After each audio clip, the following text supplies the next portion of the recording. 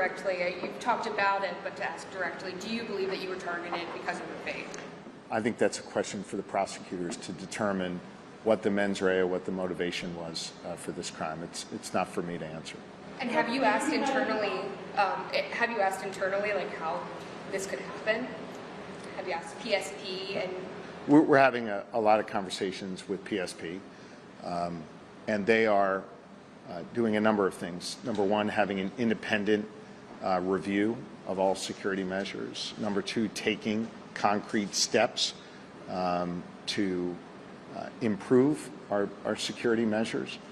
And I have confidence that they will both learn from this, make the changes that need to be made to keep my family and the Davis family safe, and that we'll be stronger going forward. Brian, if you had an opportunity to speak to the suspect, what would you say? I really haven't thought about that, and I trust he'll be prosecuted to the fullest extent of the law, as District Attorney Chardo has said. Do one more here. Brian, the question of the fire suppression, I'm not sure if you answered. I'm sorry. Oh, I was going to ask about the fire suppression. So, I'm sorry, I didn't answer that. Your question was? Was there a fire suppression system, not just in the room with the artwork, but the entire? I don't know, but Secretary McNeil can provide all of that for you. Okay. I was going to ask about Brian Interline said that having a fire suppression system or a sprinkler system in place would have extinguished that. Yeah. Is that going to be part of the upgrades or like the rebuilding? Secretary McNeil can answer all of those questions for you relative to the systems that were in place in the residence and what changes will be made going forward. And I'm sure Manuel can make the Secretary available to all of you later today or tomorrow to answer those questions. Governor, discussing this with your children, was there a particular question that you found most challenging to answer? You know, obviously I want to keep the specifics of my conversations with my children private, but I think just in general it's very hard as a parent to answer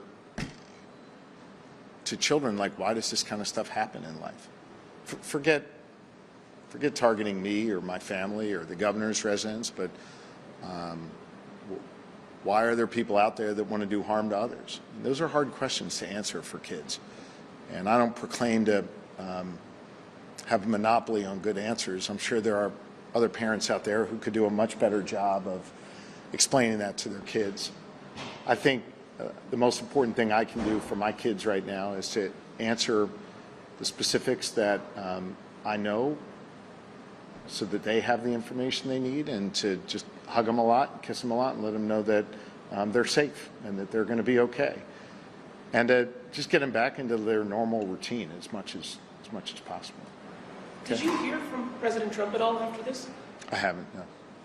Police said that Bulmer had, that he said on his 911 call that he will not take part in your plans for what you want to do to the Palestinian people. What do you make of that? What does that mean? I don't know. I think that's a question for prosecutors to determine what he meant by that, and to prosecute him to the fullest extent of the law. Thank you, guys. Okay. Hey, I just want to say to all of you who are there Sunday and today, I know we interact with one another very regularly. I always try and answer your questions. I want to say thank you for the personal sentiments that you've shared with me and my family. I appreciate that, and I appreciate the sensitivity within which you ask the questions and you all go about doing your jobs every day. So thank you. Okay. See you all later.